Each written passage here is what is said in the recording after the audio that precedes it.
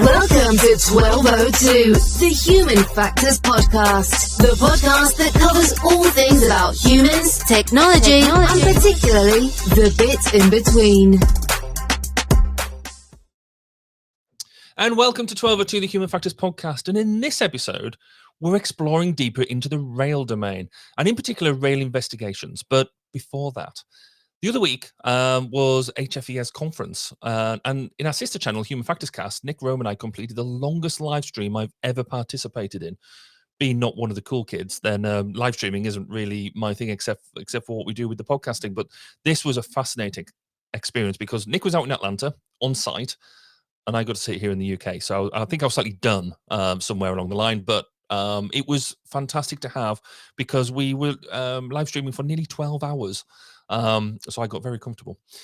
I now have much greater appreciation for those people who do things like live news commentary and more about the need to ad-lib and fill while the various challenges present themselves, such as technical challenges, people not turning up or not turning up when they're meant to or where they're meant to. But it was fantastic to be able to talk to a whole bunch of people, including friends of the podcast, such as Professor Paul Salmon and Chris Reed, who is now the immediate past president of HFES.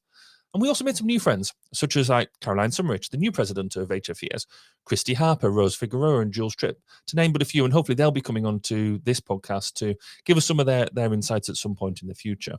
So I encourage you all to, after this episode, don't stop now, head over to Human Factors Cast after you've listened to this episode to hear about that. Also, and I'm going to be playing with some elements of visuals, so for those of you who just listen to audio, it's going to be a bit lost, but the call for submissions for EHF 2023 is now open, and the CIHF is looking for your input. For those of you watching rather than listening, there is the advert on the screen, and I will also put up the conference, the website address for submissions. So we're looking for basically a whole load of stuff. You have until the first of until December to get your 2-page submission in. That's it, 2 pages. And they're looking for a variety of input from your current research, your the latest example of best practice, or interesting case studies, and anything else in between. So go to that website, conference.ergonomics.org.uk, for more details. And that is, if I'm honest, a really nice segue into our next guest, into our guest today. She's a friend of the podcast already, as you'll have heard from her in May when she gave us her perspective on EHF 2022, and she'll be continuing that involvement in 2023. And I'm of course talking about Becky Charles. Despite the amount of work she does around EHF and volunteering for the CIHF in general, she also has time to squeeze in a day job, and that is what I'm really, really keen to learn about today. So, without further ado, Becky, welcome, and thank you for taking the time to be with us for this episode. You're welcome. Thanks for asking me. So before we get into the rail investigation side of what you do, I'd love to find out a bit more about you and your background. Because as I said, you've been involved, and you're almost like a key part of the ergonomics environment, the ergonomics world here. So could you tell us where you're at now? What is your current role, and what do you do on a day-to-day basis? Sure. So at the moment, I work for the Rail Accident Investigation Branch, and I'm a rail accident investigator. So that's what I do day to day, and I've been here for about 2 years now. Cool. So feet properly under the table. Yeah. So, I mean, you're there now, but as you've slightly alluded to there, you've been involved with human factors and ergonomics for quite a while. Where was the starting point? How did you get involved in human factors in the first place? Oh, so it was a total accident. I left school after my A-levels and decided that I wanted to do an apprenticeship. So I got an engineering apprenticeship, actually, at Bentley Motors in Crewe. Cool. So that was, over 20 years ago now. I know I don't look old enough. But, over 20 years ago. And while I was there, it was really interesting doing all the engineering side and the more practical side of things. But I also got really... it was at the time when Rolls-Royce and Bentley were splitting off. So it was Rolls-Royce Bentley, and then Rolls-Royce got sent off separately, and then Bentley got bought by Volkswagen. So it was a really exciting time when I was there. It's around 2001. And it was getting more sort of process driven rather than more having sort of artisans making the things and doing sort of 3 or 4 cars a week. it was turning into hundreds of cars a week. So it was that really interesting transition between making things mass produced, I guess, in a factory sense, and bringing in all this new technology. And I got really interested in how people did things and how people carried out their jobs, and just got really interested in that sort of side of things. The people that did that when I was at Bentley were the manufacturing engineers. Okay. And at that point, I didn't know what ergonomics was. I knew that we had ergonomic screwdrivers and ergonomic chairs, but that's about it. And we had a tick box to say, is this process ergonomic, on all of our process things? But that was about it. And so I decided to leave there after I'd finished my apprenticeship and go and do manufacturing engineering at Loughborough University, because that's what I thought was the job that I wanted to do. They were the people that I really wanted to do. So I went there, soon discovered that it was mechanical engineering, and it wasn't really what I wanted to do at all. But fortuitously, the night that I was leaving, because I dropped out of the course, it was just too hard. I couldn't do it. It wasn't what I wanted to do. And I was going home. It was sort of Christmas time, and I was leaving. And I was in the student union bar, and I was chatting to someone who I still know, Lee Grew. I'll give him a shout out here. It's all his fault. I'll blame him. He gets blamed for that. I was chatting to him and sort of saying, oh, you know, it's such a shame. I wanted to do this course. And he was like, well, what is it you wanted to do? And I was like, well, I wanted to do it where we're thinking about people and designing for people and thinking about their needs and, you know, how they do stuff and how we can make it easier. And he's like, that sounds like my course. And I said, well, what's your course? And he said, oh, it's human factors and ergonomics. And I said, well, what the hell is human factors and ergonomics? And he said, well, it's exactly what you've just described. So the rest is history, as they say. And I enrolled and started the Loughborough course the following year and did the undergrad course. I mean, that's so fascinating, because there is so many people who we talk to on day-to-day basis who've either never heard of human factors or just stumble across it. There isn't that piece in schools where, you know, you grow up wanting to be an ergonomist. You know, No. you want to be an astronaut or a train driver or a nurse or a doctor. And there is an element there about what can we do about that. But there must have been a part then when you were going through, because to quit a course like that, that's not a simple decision. That's almost heart-wrenching to a certain extent, because you. What was your thought process around that? Was it something that was quite quick to come to? You just realized you were in the wrong place and you do something different, or was it a long, drawn-out process? No, it was quite, to be honest, Barry, it was really quite quick that I was sat in all of these sort of maths lectures going, oh my God, what the hell am I doing here? That'd do for me, yeah. No, I see what you're doing. Yeah. So I was like, oh my God, I'm not with my people. I don't really know what I'm doing here. Yeah. So yeah, and I tried and sort of went to meet with the tutors and sort of see what was coming up in terms of topics and things like that, but it just wasn't the content that I'd envisaged. And I guess it's a bit easier now that, you know, we've got the internet and it's easier to sort of search for things, and we've got social media and things like that. It's easier to chat to people who are actually there. I think looking back now, I was very unprepared. Like, I just decided that because these people that were doing the job that I wanted to do were manufacturing engineers at Bentley, it was a very sort of narrow view at the time. And I think it's getting easier now. We're more worldly. We can find things out easier. We can chat to people more easily. And I think it would be very different now. And just sort of picking up on your comment that you've just made, like the fact that ergonomics human factors isn't taught in schools and things like that as a standalone topic, we're getting it a lot more integrated into like CDT lessons, even IT lessons, things like that at school. So we're winning, we're getting there bit by bit. And, more people have heard of ergonomics and human factors now than they certainly had 20 years ago, including myself, which you'll be relieved to know. Yeah, no, absolutely. I'm very much in the same position. When I first started, I had no idea what it was until somebody sort of pointed it out.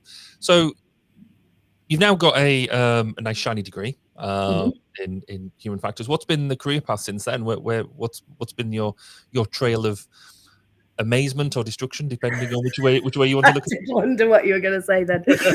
I think it's a healthy combination of both, to be honest. And I would challenge you to find anyone who couldn't honestly say that. Yep, I'm there. So I left my degree, and I didn't really know what I wanted to do. And again, it was kind of fortuitous that my husband was working at Nottingham University at the time and knew Sarah Sharples, and was chatting to her at various point, and sort of said that, oh, my wife is just finishing her degree, and she went, oh, you know, we've got some PhD opportunities coming up at Nottingham. So I went to chat to her. I didn't have any particular interest in rail at that point, but I just happened to go and have a chat, and it was a rail PhD. So I went and chatted to the lovely people at Network Rail, discovered this would be an amazing thing to do, and did my PhD as a combination with Network Rail and University of Nottingham. So did that for sort of 4 years and ended up working for Network Rail. So my PhD was looking at basically how people make decisions in these safety critical environments and how we can support that with technology. Mm-hmm. So bearing in mind, again, this was sort of 10, 12 years ago. So everything's moved on considerably since then. But it was this sort of concept of cognitive offloading. So can we automate things that don't involve people using their experience and their knowledge to make decisions? So I was looking particularly at how we manage stations, how we manage train stations, and how signallers manage train stations, and things like simple decisions such as, can that train fit in that platform? If we could have technology saying, that won't fit in there, then people can then use their capacity to make more important decisions and things like that. So continued working there, and then I got a job at Cranfield University and worked there for a while as a lecturer.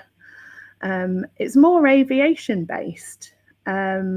And one thing I noticed about the aviation sector, and I'm sure you know, is that there's a lot less low-hanging fruit than there is in rail. And I guess I missed that. I missed having that sort of grassroots kind of, we've got some really fundamental issues that we need to kind of sort out in rail. And I think I missed that. And it's also there that I got really interested in accident investigation, because they've got the group there, headed up by Graham Braithwaite over there, and got really interested in that. And then just happened to see a job advertised at the Rail Safety and Standards Board, where they were after someone who had a bit of rail experience and a bit of accident investigation experience. So I got the job there and just kind of slotted in. So all of these things have been quite fortuitous. And then a couple of years ago, I saw the job advertised here. It's always something I've wanted to do. It's always a job I've kind of, had there saying, oh, I want to do that one day. And when the job came up and it specifically said we're after human factors people, I thought I'm going to have to give it a bash, really. So you've achieved the pinnacle of what you wanted to do. You've got the target. All downhill from here. Yes. There's almost a question there about where do you then go next, but you possibly don't want to answer that. No. But okay, let's stick with the rail investigation. Then we're going to take a quick break. Then if we come back, and I want to dig more into actually what investigation in rail looks like. So we're going to take a quick break, and we'll be right back.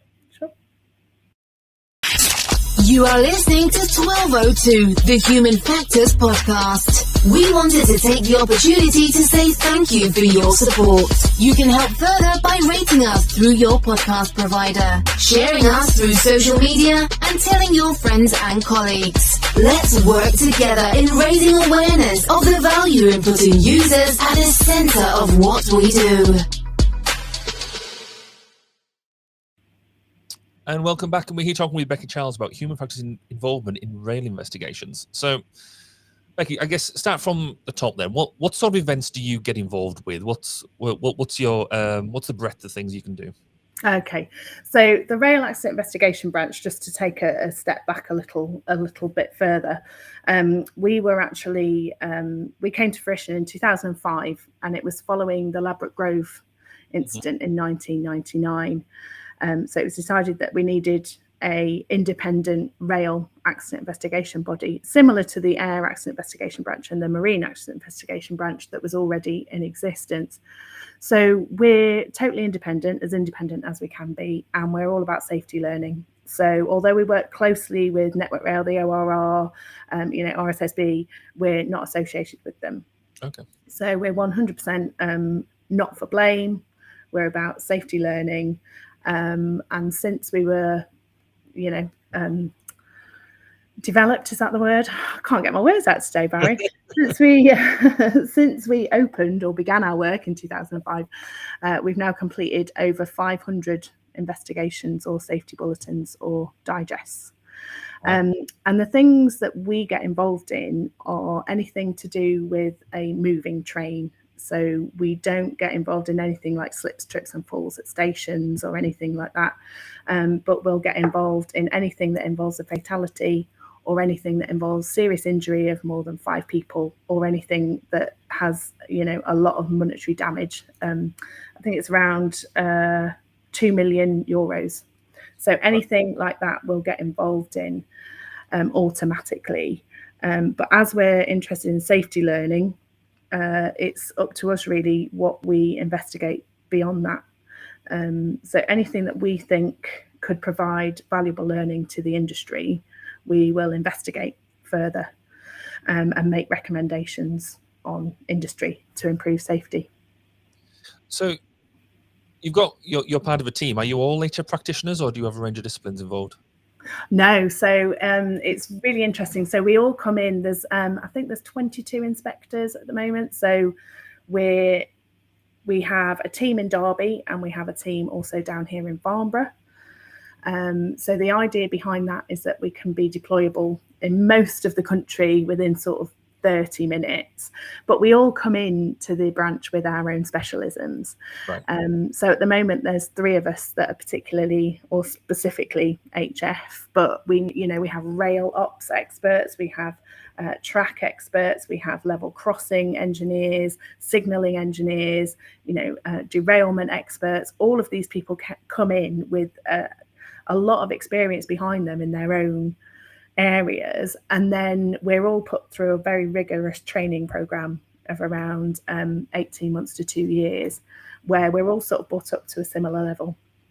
So the idea is that we're all kind of trained in everything, because if a job comes in and I'm on call, it could be a derailment or something like that. It won't necessarily be a human factors job. So we all need to be able to hold our own on site when we go out. So that's the idea behind that. And then when we're investigating, then we call upon all of these different specialisms that we've got in the branch. So you've literally almost got the bleeper type approach. There's an incident that's going to need you, and you need to be there within a certain period of time. Yeah. So we're all on call sort of 1 week in 3. Right. And if an incident comes in and it's deemed to be that we have to deploy to it, then we'll get in the van and we'll go and we'll investigate it. Quite a lot of our investigations are sort of what we call sort of slow deployments. So something happens, we might get deployed the following day to go and gather evidence and things like that. But the more serious incidents like the Salisbury, things like that, then we will get deployed pretty instantly for those sorts of things. So I've just got an image of you now in your couch putting the blue light on the top. Or yeah, coming through. Sadly, we don't have a flashing light, but Oh, I think you should do that. So you mentioned the other investigative branches, the air and the maritime. Do you liaise with them at all? Share best practice? Is that something, or are you so different actually that you don't do that? No, absolutely. And I was a few weeks ago. I did it was a podcast webinar, I think, for the IHF, where I actually presented with human factors practitioners from the air and marine branches, so Will and Lisa. So we do work together. We have a human factors group, so we share best practice, things like that. So yeah, we do work with them really closely, actually, especially the human factors side. Human factors people have a way of doing that. I think the just being able to gel together, no matter what the breadth of it is. When you, I guess, coming from a human factors perspective, we're always trying to get involved before anything happens and to try and make things safer there. So really deploying at this point, is it not just a bit late? Is it, what can we actually learn after the fact? Yeah, absolutely. I do get asked this question all the time, like, isn't it a bit pointless? But we're a reactive organization. That's the point of us. Something happens and we react and we go and we learn from it. So no, I mean, we've made countless recommendations on industry that have been taken up and acted upon, and the industry is getting safer. So no, I think there's a lot we can learn from incidents. And don't forget, we also investigate sort of near misses and minor incidents as well, because there is that element of safety learning. So it's the what if incidents. And, we say this all the time, that, the end thing isn't necessarily, there's so many more decisions that have happened prior to that one decision that has resulted in an incident or an accident or a fatality or something like that. So there's always something we can learn from any of these incidents. But yeah, I totally get your point. No, but it is interesting though, isn't it? Because you're right. You almost don't want, it's tragic whatever's happened, but you don't want to let that that all go to waste. No. There is clearly, as you say, there's things that have happened, and therefore, if you don't, it's almost, it would make the incident doubly worse if you didn't actually try and get as much learning from that as you possibly could. So when you've done that investigation, what happens then? You produce some nice reports. Do they just go onto a bookshelf somewhere, or do people actually, a novel idea, do people actually use them? Yeah, they do. So as I alluded to there, we write our report, and then it goes out to industry, it goes for consultation, and then we actually produce recommendations. So I think it's very unusual, or I can't actually say for sure, but I don't think we've ever produced a report that hasn't had any recommendations.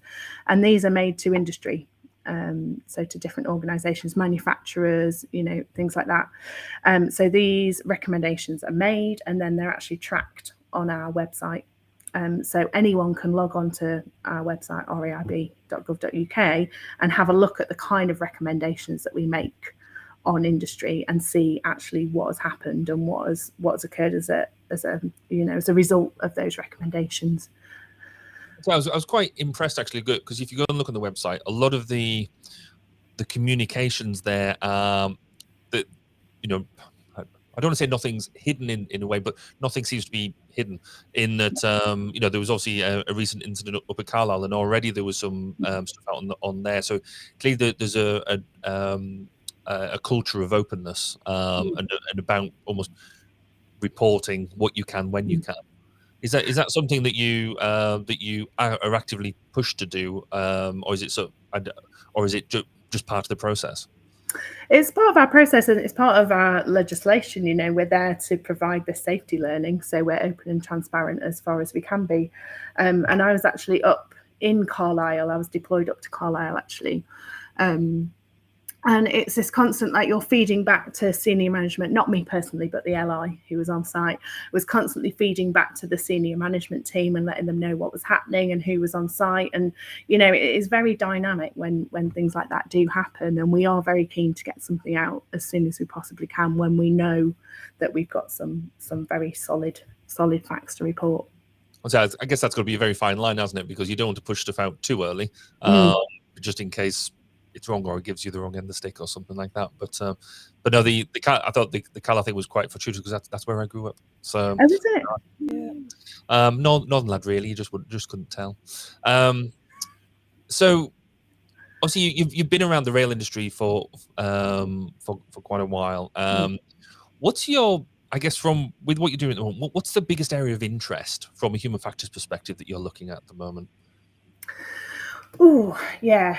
I guess from the branch's point of view, and you can read all about these kind of things in our annual reports and on the website, like we've already said, but there's still a lot of things that we can learn around track worker safety and keeping people safe when they're working on the railway. There's a lot of human factors issues there to do with teamwork, following instructions, how people are briefed on site, all these different things that we can learn. And also there's still a lot of desert level crossings, and there's a lot of things we can learn there around signage and audible alarms and visual alarms and things like that that we can learn from and that we can feed back into the rail industry. So yeah, there is a lot going on, but I'd say that they are two of the sort of key topics that unfortunately keep us busy. Yeah. So taking that step wider then and looking at the whole of the rail industry, as you said, you've been around it for a couple of years. Is there developments in that wider industry that you're looking forward to seeing coming into play? Ooh, again, interesting question. So I guess there is technological developments, just saying on about like the level crossings and things like that, but there is technological developments coming in. We've got electrification of lines throughout the country. We've got this thing rumbling on with climate change that the industry is very keen to kind of make rail a very green way of traveling. I think we're trying to get more people back onto using railways since COVID, because it's still not back up to the travelling that it was. So there are interesting developments there, and how we manage that as an industry going forward, I think. So there's a lot of interesting things on the horizon and coming up. Cool. Well, thank you for that. What we're going to do is take another quick break, and then we're going to get into the final three questions. Before Barry gets to the final three, my name's Nick Rome. Let me tell you about this. Technology in our world is evolving at a phenomenal pace, and keeping up with what that means in the human factors world can be challenging. That's where Human Factors Cast comes in. Human Factors Cast is a weekly podcast that highlights and breaks down stories that are chosen by you, the human factors community. Each week, a panel made up of human factors practitioners, UX specialists, and engineers sit down to discuss a weekly dose of knowledge that keeps you up to date with the latest areas of interest. Buttons in cars are safer and quicker to use than touchscreen. A prototype just achieved a major milestone that actually fits the description of a flying car. The show provides perspective based on experiences from different domains and different industries. We even cover some of the hottest conferences in the field. On this episode, we're recapping EHF, Ergonomics and Human Factors Conference, Neuroergonomics Conference, Human Factors and Ergonomics Society, UXPA International, the International Symposium on Human Factors and Ergonomics in Healthcare. Join me, Nick Rome. And me, Barry Kirby. Every Friday morning when Human Factors Cast drops on YouTube and your favorite podcast directory. And remember, it depends. Well, that makes me giggle. Long time Watcher Stroke listeners will know that's the first time we've included the Human Factors Cast advert in here. So, yeah, that just makes me laugh. So the final three questions. We try and ask these three questions to everybody except for the fact that the eagle-eyed or eagle-eared, I guess, listeners, stroke watchers will see that I've actually changed one of the questions. But that's fine. Nobody else will notice. So, Becky, do you have a book or a paper? I have got a book behind me that I use almost like a Bible whenever particularly if I'm doing sort of applied stuff or trial stuff. It's just the go-to piece.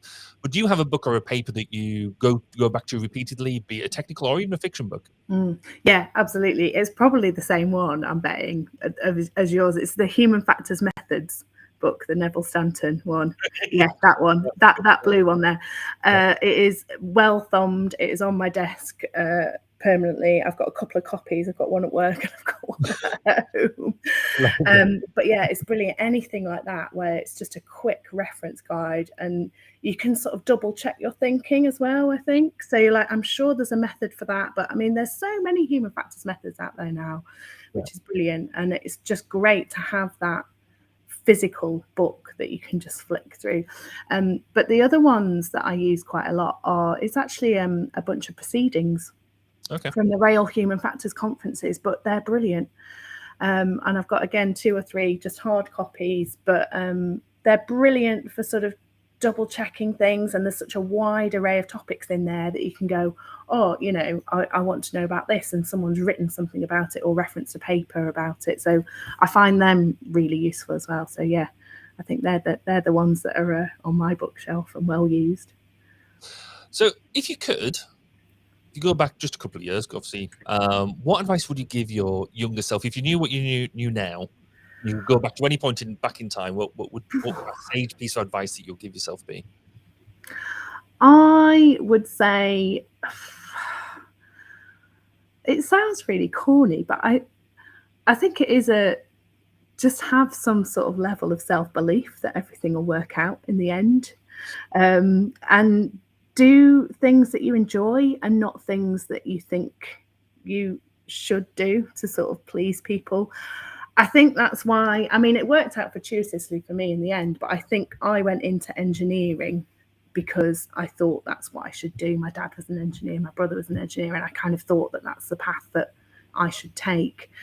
So I was kind of pushed into that a little bit, or felt that I should have, but I mean, it's all worked out all right in the end, but I often think that I probably should have done something a bit more artistic, or, you know, something like that. But yeah, just have some self-belief and do something you enjoy, I think. So final one then. What is one thing that if there was one thing that you were to be remembered for, what would it be? Professionally.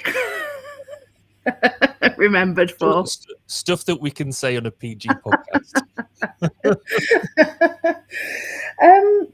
So as you said at the beginning, I've been involved in the IHF a lot, sort of for the past 10-12 years, and that's where I've made most of my contacts, really.